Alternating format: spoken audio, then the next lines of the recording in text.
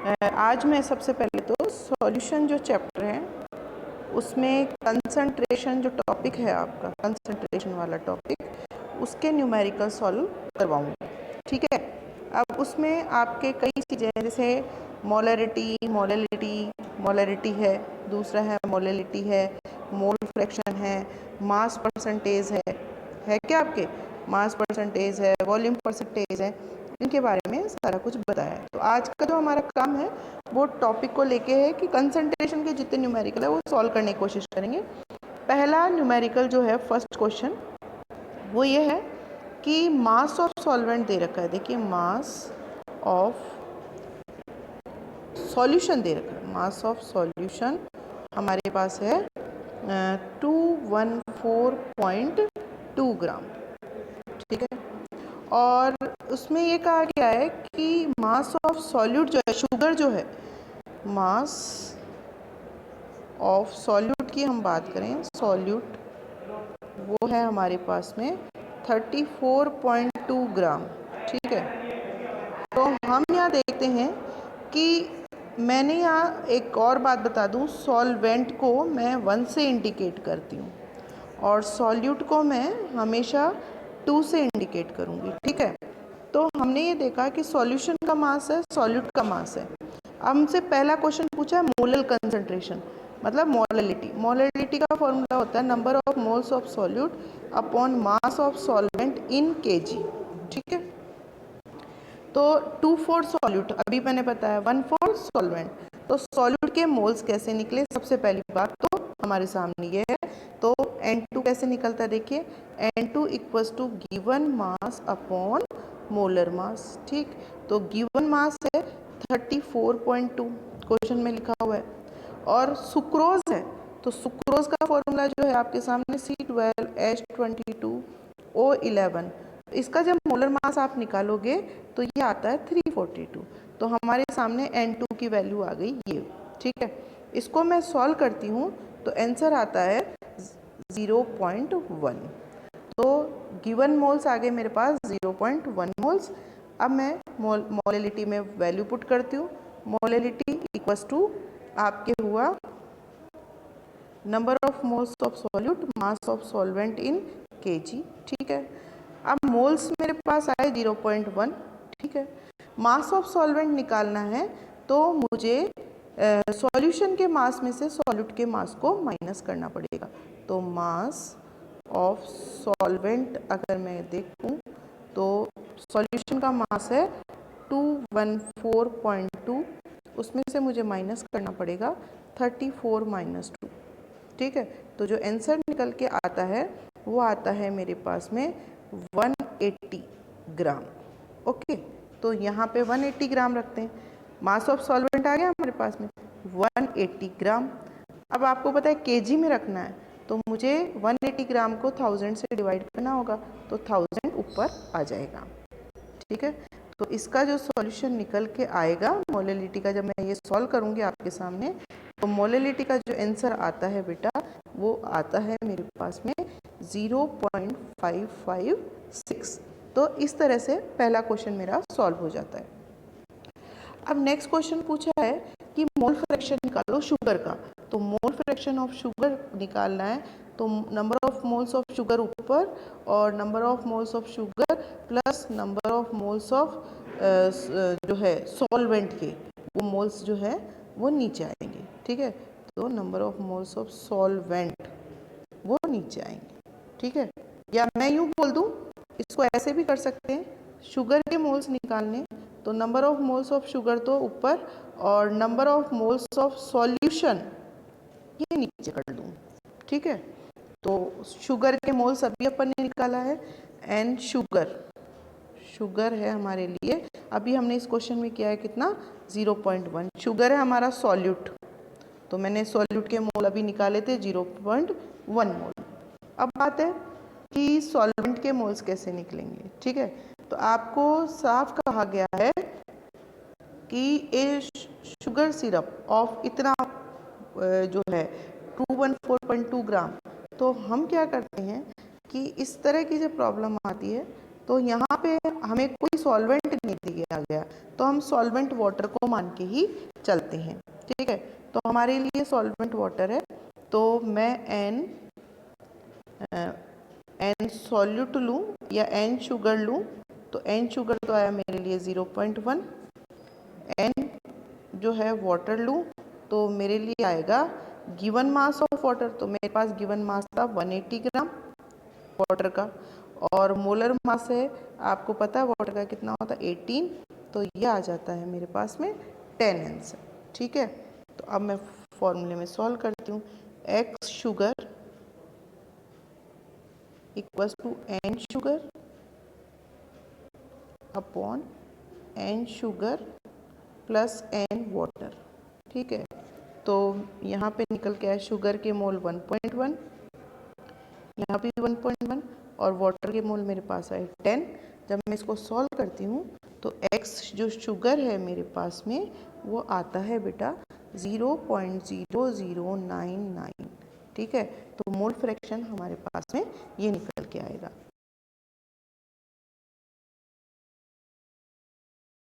Sulphuric acid की density दी हुई है। ठीक है, तो डेंसिटी है सॉल्यूट की 1.9 ग्राम पर ml दी हुई है क्वेश्चन के अंदर।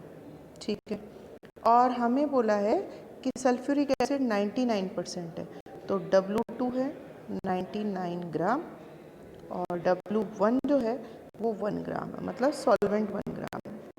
ठीक है, हमें पूछा है कैलकुलेट द मोलरिटी, तो ये वैल्यूज़ हमारे सामने गिवन है, और मोलर मास ऑफ जो H2SO4 होता है वो आपको निकालना है। तो H2SO4 का जो मोलर मास है वो जब हम निकालेंगे तो इस फॉर्मूले से हम निकाल लेंगे बेटा H2SO4 का। तो हम वैल्यूज़ पुट कर देते हैं।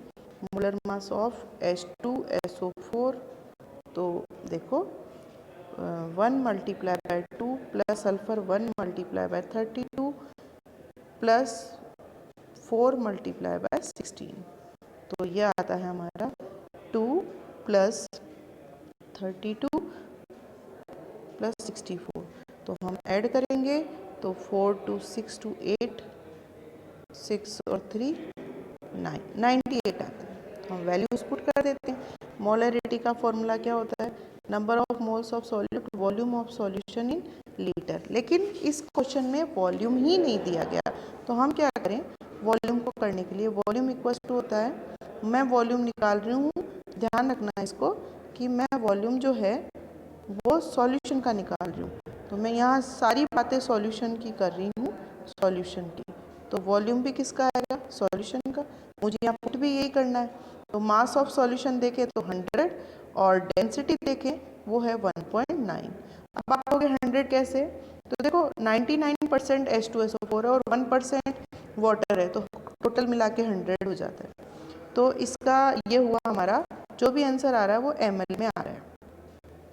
ml को लीटर में कन्वर्ट करना है तो मुझे 1000 से डिवाइड करना पड़ेगा, तो मैं इसको 1000 से जब डिवाइड करती हूँ तो ये हो जाता है 100 अपॉन 1.9 मल्टीप्लाई बाय 1000, तो ये 20 से 20 कट जाएगी, तो यहाँ जो वॉल्यूम आएगा मेरा वो आएगा 1, इसको मल्टीप्लाई करूँगी तो मेरा आंसर आता है वॉल्यूम का 1/19। ठीक है, तो मैं वैल्यू पुट करती हूँ मोलरिटी में, number of moles of solute, तो N2/V इन लीटर। ठीक है, कर लेंगे। N2 है हमारे पास गिवन मास अपॉन, N2 को मैं और खोल दूँ, given mass upon molar mass multiply by volume in litre. ठीक है, गिवन मास कितना दे रखा है आपको पता है 99, मोलर मास है 98, वॉल्यूम है 1/90, तो 1/19 कर लेंगे, तो इसको जब सॉल्व करोगे तो आपके सामने मोलरिटी आ जाएगी। तो आप मल्टीप्लाई डिवाइड आप खुद कर,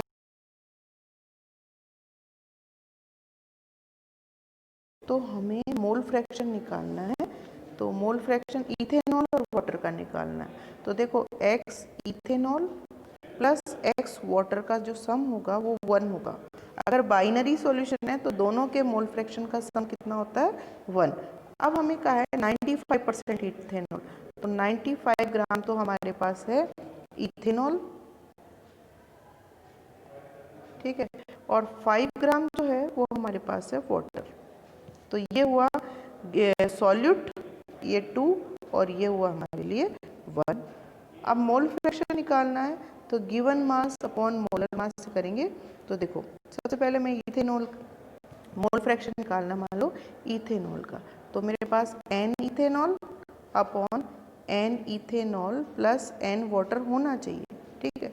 अब नंबर ऑफ मोल्स कैसे निकलते हैं उसी स्टेप पे चलते हैं।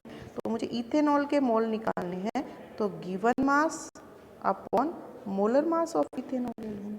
गिवन मास आपको दे रखा है 95% का मतलब 95 ग्राम तो इथेनॉल है, ठीक है।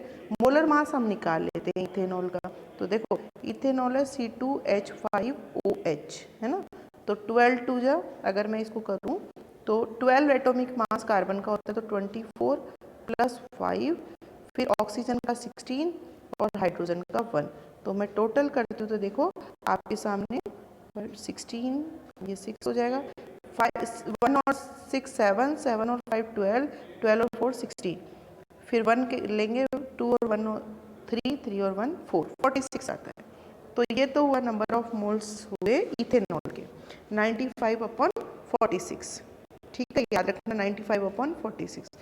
एन वाटर निकालना है तो 5% यानी 5 ग्राम है और वाटर होता है 18, तो ये हमारे पास मोल्स आ गए 5/18। तो हम कर लेते हैं हम इसको, x ethanol equals to n ethanol upon n ethanol plus n water, ठीक है। तो n इथेनॉल है 95/46 अपॉन 95/46 प्लस 5/18। ये जब आप सॉल्व कर लोगे तो x इथेनॉल आ जाएगा, ठीक है। तो आप ये कैलकुलेशन करना, x इथेनॉल आ जाएगा। तो इसका जो भी आंसर आता है, हमें पता है x ethanol plus x water equals to 1 है, तो x वाटर भी निकल जाएगा। मैं क्या करूँगी 1 माइनस x इथेनॉल कर लूँगी। पिछली कैलकुलेशन से x इथेनॉल आपके सामने होगा, उसको 1 में से माइनस कर देना तो x जो है वाटर आपके सामने आ जाएगा। देखो मल्टीप्लाई डिवाइड आपको करना है, ये मैं अपनी सिखाऊंगी। हाँ मैं तरीका जरूर सिखा सकती हूँ आपको, ठीक है।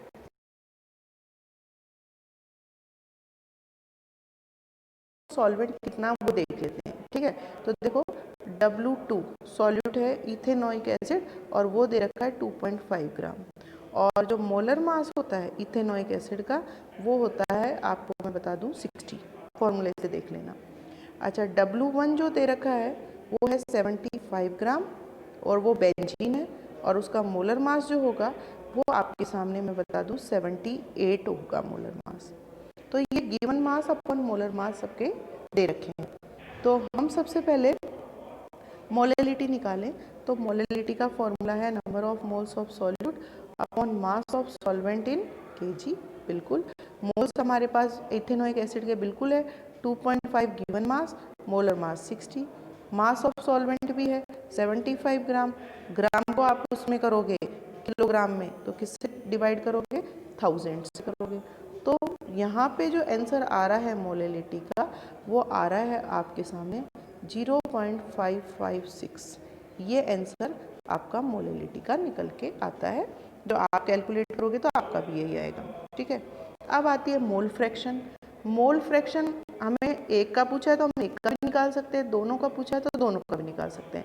जैसे मान लो मुझे मोल फ्रैक्शन पूछा है इथेनोइक एसिड का, तो मैं number of moles of ethanoic acid ऊपर और टोटल मोल्स जो है वो नीचे रखूंगी, बेंजीन और इथेनोइक एसिड। मोल्स आप निकाल ही चुके हैं, इथेनोइक एसिड का होगा 2.5 गिवन मास, मोलर मास 60, ठीक है। इसका भी 2.5 molar given mass 60 plus benzene के जो मोल्स है, बेंजीन का गिवन मास है 75 और मोलर मास है 78। तो यहाँ पे हमारे सामने x जो है इथेनोइक एसिड जो निकल के आता है, इसको सॉल्व करके x इथेनोइक एसिड मेरे पास निकल के आता है वो है 0.0417, ठीक है। अब मेरे को x बेंजीन निकालना है, तो मैं 1 माइनस एक्स इथेनोइक एसिड कर लूँगी, आपको बताया है मैंने। तो 1 माइनस 0.0417 जब करते हैं तो हमारे आंसर जो निकल के आता है, इसको माइनस करने के बाद में वो जो निकले क्या, जो वो है 0.0416 निकल के आता है। तो इस तरह से हम मोल